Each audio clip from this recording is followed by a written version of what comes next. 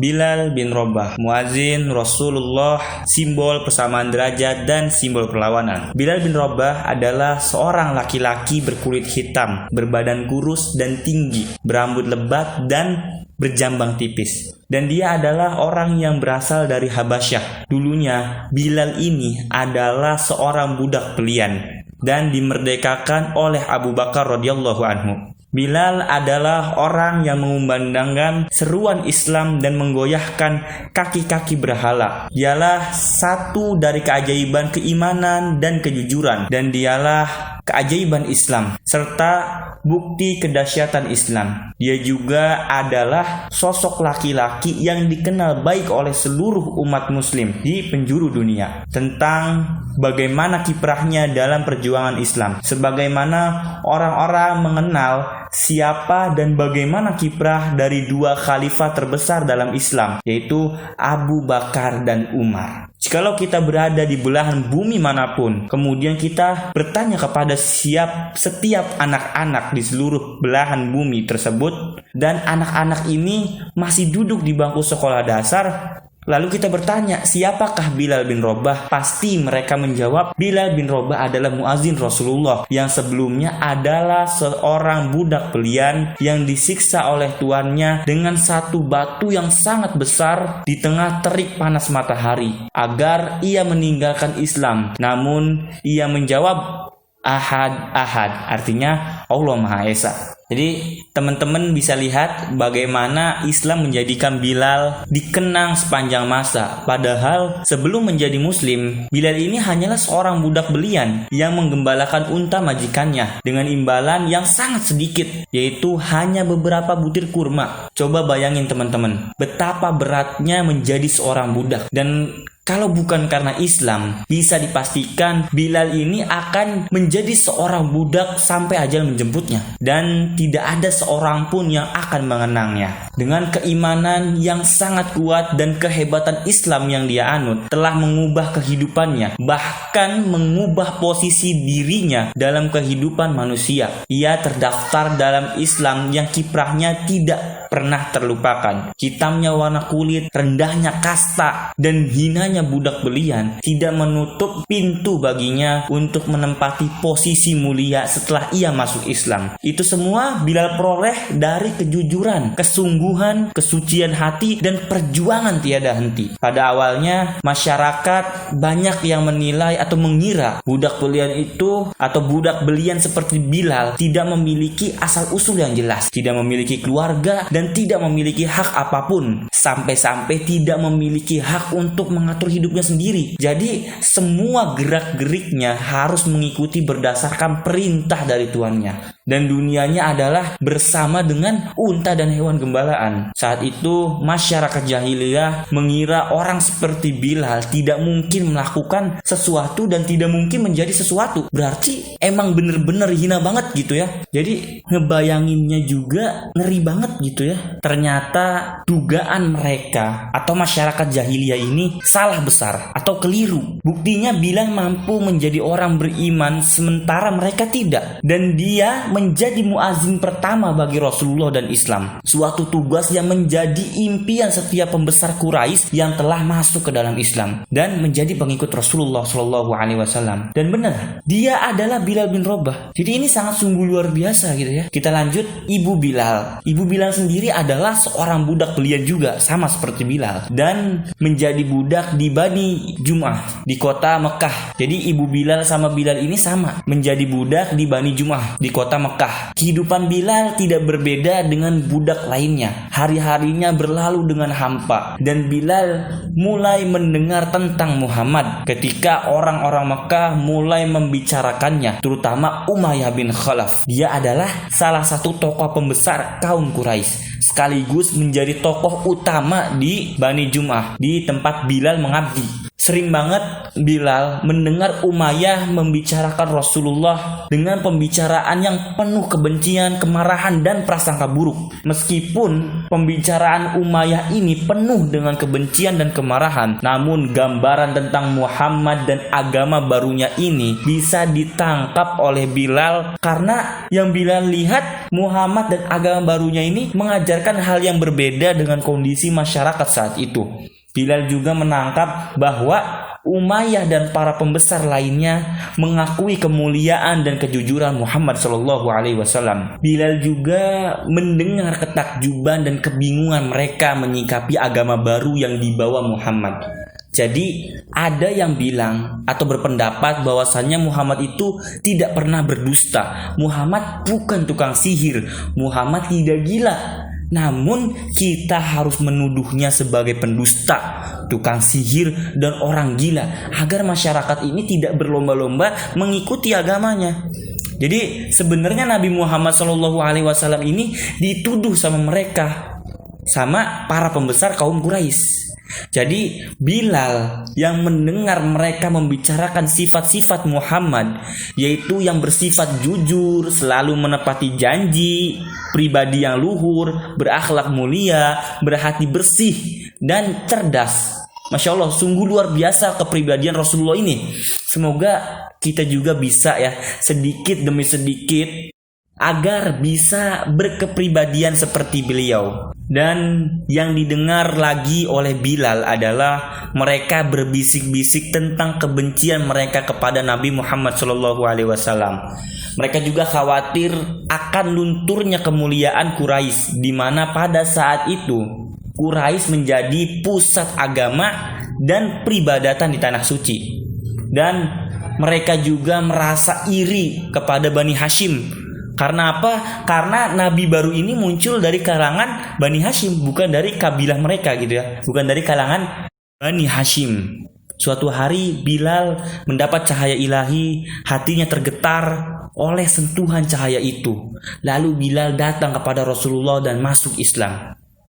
Berita keislaman Bilal pun tersebar luas dan diketahui oleh Umayyah bin Khalaf selaku majikan Bilal saat itu.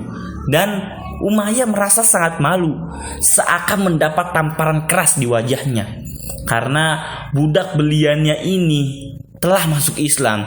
Dan Umayyah berkata dalam hatinya, tidak mengapa, tunggulah sebelum matahari terbenam, pasti keislaman budakku ini sudah terbenam lebih dulu.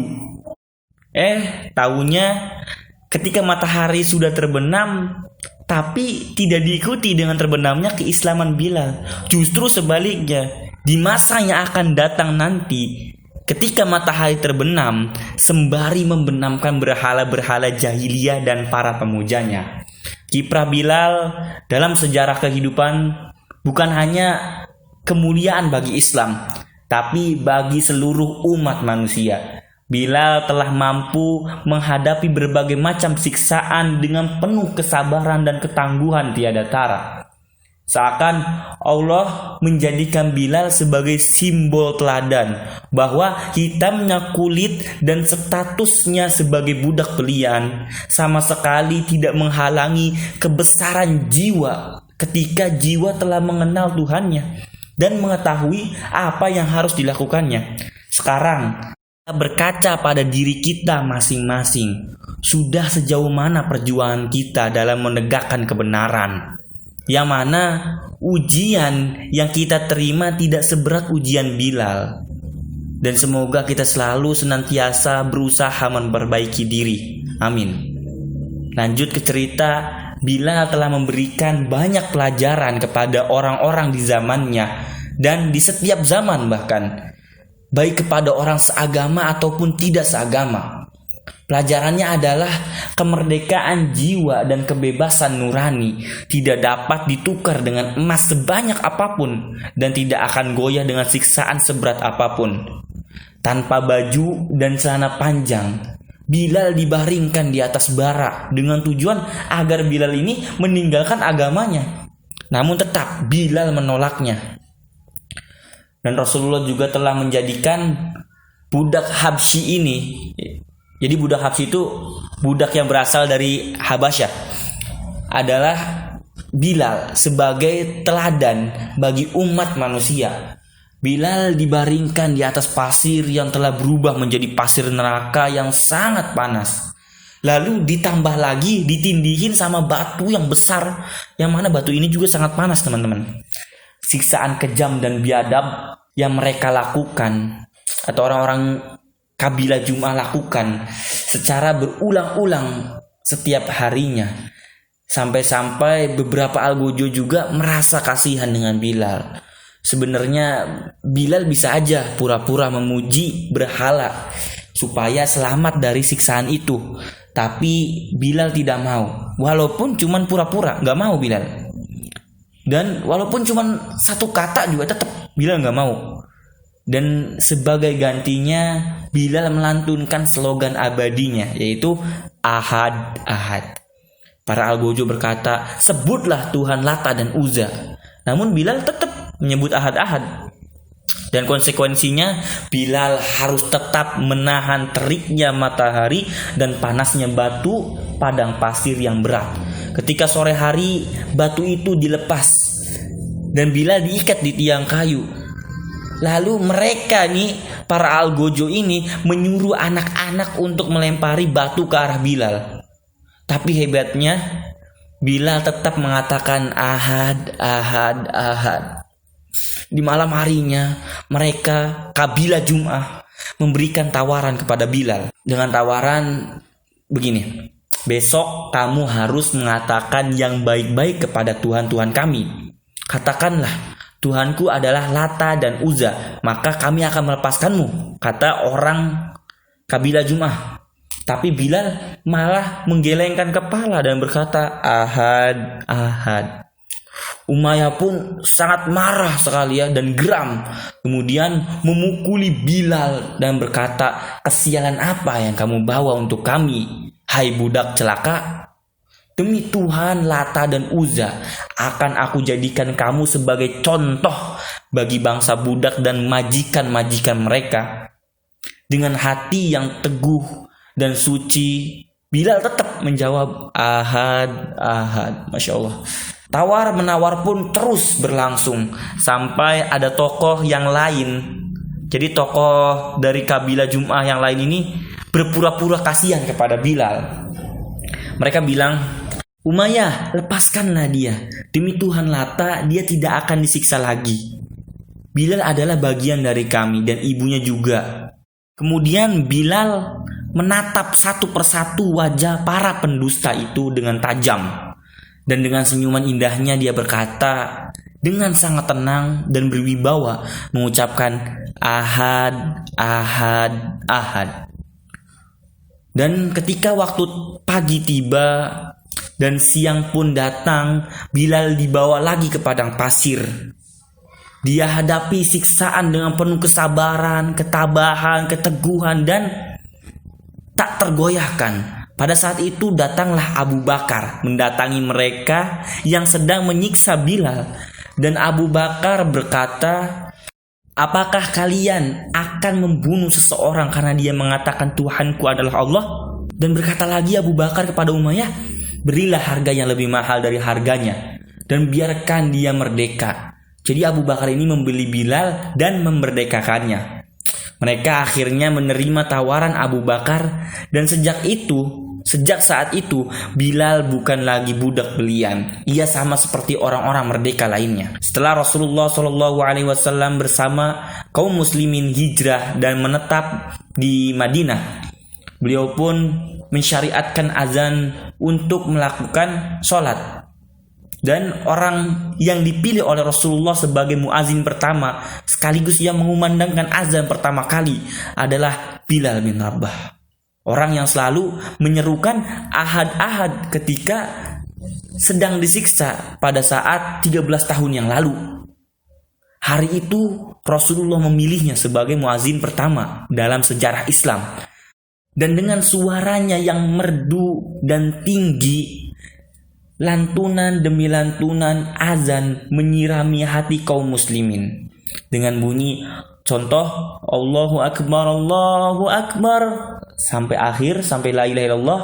Dan pada saat beberapa peristiwa selanjutnya yaitu pada saat terjadi perang yang sangat sengit antara kaum muslimin dengan pasukan kafir yang menyerang kota Madinah. Lihatlah, seorang Bilal bin Rabah berada di sana. Ia berkelebat ke sana kemari menebaskan pedangnya.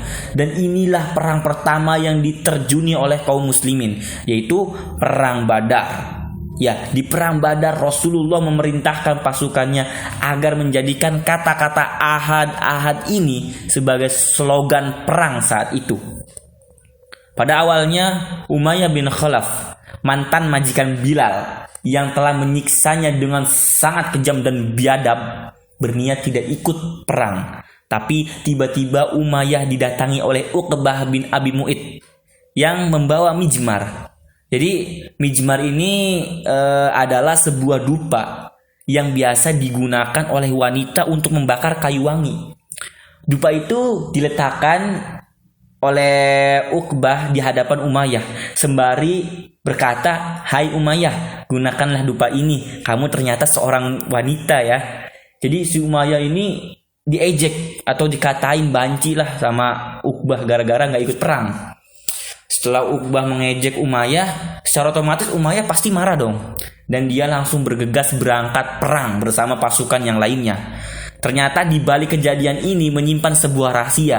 Dan rahasia itu adalah Uqbah bin Abi Mu'id adalah orang yang paling semangat memberikan dorongan kepada Umayyah untuk menyiksa Bilal.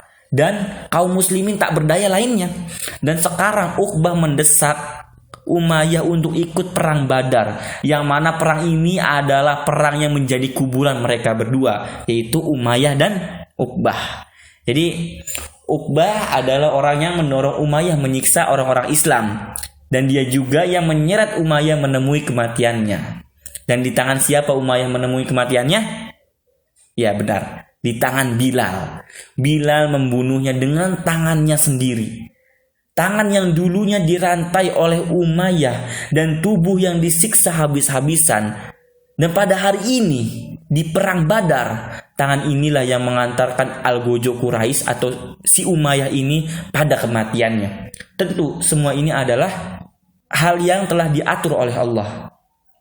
Dan selanjutnya waktu terus berjalan sampai tibalah peristiwa pembebasan kota Mekah.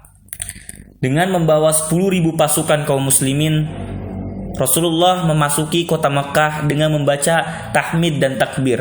Beliau menuju Ka'bah, tempat suci yang dijejali 360 berhala oleh suku Quraisy. Berarti sangat banyak sekali waktu itu ya. Yang benar telah datang, yang batil pasti menyingkir.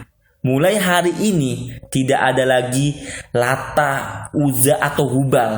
Mulai hari ini juga tidak seorang pun yang menundukkan kepalanya kepada batu dan patung. Tidak ada lagi yang mereka puja dengan sepenuh hati selain Allah Subhanahu wa taala. Tuhan yang maha tinggi, maha besar, dan tidak ada satupun yang menyerupainya. Dengan ditemani oleh Bilal, Rasulullah masuk ke dalam Ka'bah, dan di dekat pintu berdiri sebuah patung berbentuk Ibrahim alaihissalam sedang berjudi dengan menggunakan anak panah.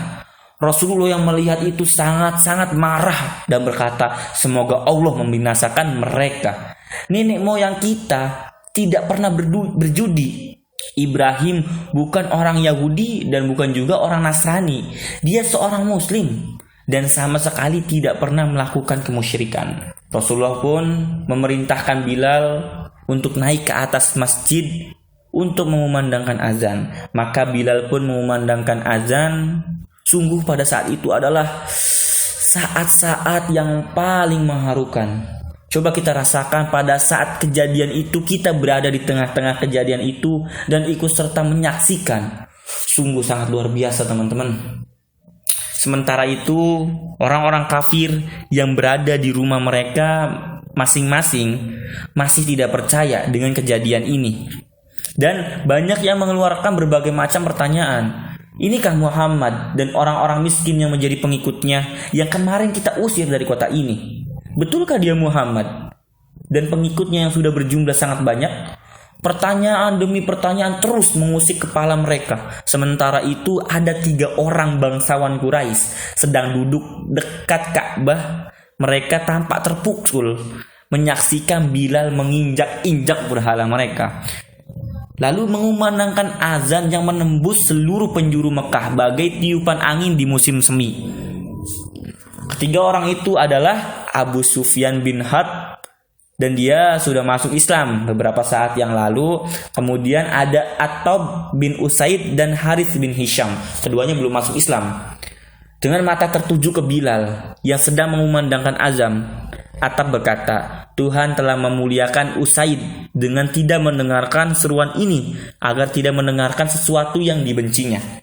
Dan Harith juga berkata, demi Tuhan, jika aku tahu Muhammad itu benar, sungguh aku akan mengikutinya. Lalu Abu Sufyan berkomentar atas perkataan mereka berdua ini. Aku tidak berkata apa-apa, katanya, karena jika aku mengatakan sesuatu, pasti kerikil ini akan menyebarkan perkataanku. Kemudian ketika Nabi meninggalkan Ka'bah, beliau melihat mereka bertiga dan beliau memperhatikan sejenak mereka, dan dengan tatapan penuh cahaya ilahi dan kemenangan, beliau berkata, aku tahu apa yang kalian ucapkan. Dan beliau memberitahukan apa yang mereka ucapkan. Tiba-tiba Harith dan Attab berkata, kami bersaksi bahwa engkau adalah utusan Allah. Demi Tuhan, tidak seorang pun mendengar ucapan kami hingga kami menuduhnya telah bercerita kepadamu. Dan sekarang cara tatap mereka, pandangan mereka terhadap Bilal telah berubah. Di hati mereka bergema kalimat yang mereka dengar dalam khutbah Rasulullah ketika memasuki kota Mekah, yaitu, hai orang-orang Quraisy, Allah telah melenyapkan kesombongan jahiliyah dan bangga pada nenek moyang. Semua manusia bermula dari Adam dan Adam diciptakan dari tanah. Akhirnya Bilal melanjutkan hidupnya bersama Rasulullah SAW. Dia ikut ambil bagian dalam setiap peristiwa penting. Ia menjadi muazin. Ia juga ikut menghidupkan dan menjaga syiar-syiar Islam, agama besar yang telah menyelamatkan dirinya dari kegelapan dan perbudakan. Islam semakin tinggi, begitu juga kaum muslimin, dan semakin hari Bilal semakin dekat dengan Rasulullah SAW yang menjulukinya sebagai laki-laki penghuni surga. Namun Bilal tetaplah Bilal. Ia tetap berhati mulia dan rendah hati. Ia tetap melihat dirinya sebagai orang Habsyi yang kemarin hanya seorang budak belian. Suatu hari Bilal pergi meminang 2 wanita untuk dirinya dan untuk saudara laki-lakinya. Bilal berkata kepada ayah 2 wanita itu, aku Bilal dan ini saudaraku. Kami 2 budak Habsyi. Dulu kami berada dalam kesesatan, lalu Allah memberikan hidayah kepada kami. Jika Bapak menerima pinangan kami, maka segala puji bagi Allah. Jika Bapak tidak menerima, Allah adalah Tuhan yang Maha Besar. Setelah kejadian itu, tibalah waktu Rasulullah wafat, dan tanggung jawab memimpin kaum muslimin telah beliau bebankan kepada Abu Bakar As-Siddiq. Suatu hari Bilal menghadap Khalifah Abu Bakar dan berkata, wahai Khalifah, Rasulullah pernah bersabda, amal perbuatan seorang mukmin yang paling utama adalah berperang di jalan Allah. Khalifah berkata, lalu apa yang kamu inginkan? Bilal menjawab, aku ingin tetap bergabung dengan pasukan perang hingga syahid. Khalifah berkata lagi, lantas siapa yang menjadi muazin? Dengan menangis, Bilal menjawab, aku tidak akan menjadi muazin setelah Rasulullah wafat. Tidak, engkau harus tetap di sini menjadi muazin, kata Abu Bakar. Bilal berkata, jika sewaktu menebusku engkau ingin menjadikan aku budak, maka aku akan menuruti kemauanmu. Namun jika penebusan itu karena Allah, maka biarkan aku bebas memilih. Khalifah menjawab, aku menebusmu karena Allah. Sejumlah ahli sejarah menyebutkan bahwa setelah itu Bilal pergi ke Syam, menetap di sana dan ikut serta bergabung dalam pasukan Islam. Dan sejumlah ahli sejarah lainnya menyebutkan bahwa Bilal menerima tawaran Khalifah Abu Bakar dan menetap di Madinah. Setelah Abu Bakar wafat dan Umar diangkat menjadi penggantinya, Bilal meminta izin untuk pergi ke Syam. Apapun yang terjadi, Bilal telah menazarkan sisa hidupnya untuk berperang di jalan Allah. Tekadnya telah bulat untuk mengakhiri hidupnya berjumpa Allah dan Rasulnya saat ia melakukan amal perbuatan yang paling disukai Allah dan Rasulnya. Bilal tidak mau lagi mengumandangkan azan, karena setiap kali ia mengumandangkan asyhadu anna Muhammadar Rasulullah, maka kenangan lamanya akan bangkit kembali dan suaranya tertelan oleh kesedihan yang membuatnya tidak bisa menahan tangis. Dan Bilal mengumandangkan azan untuk yang terakhir kalinya adalah saat Khalifah Umar berkunjung ke Syam, dan pada saat waktu sholat tiba kaum muslimin memohon pada Khalifah agar menyuruh Bilal mengumandangkan azan walau hanya sekali. Akhirnya Bilal mengiyakan dan dia naik ke atas menara dan mengumandangkan azan. Para sahabat yang pernah hidup bersama Rasulullah menangis terseduh-seduh karena teringat masa-masa bersama dengan Rasulullah, terutama Khalifah Umar. Dan setelah beberapa saat ke depan, akhirnya Bilal menemui ajalnya, yaitu Bilal wafat di Syam, di medan jihad seperti apa yang dia inginkan di tanah Damaskus. Jasad laki-laki agung ini akhirnya dikuburkan. Dari kisah ini kita bisa mengambil banyak begitu pelajaran yang berharga, dan semoga kita bisa sama seperti Bilal dalam memperjuangkan agama Allah dan memiliki karakter tangguh sepertinya. Amin.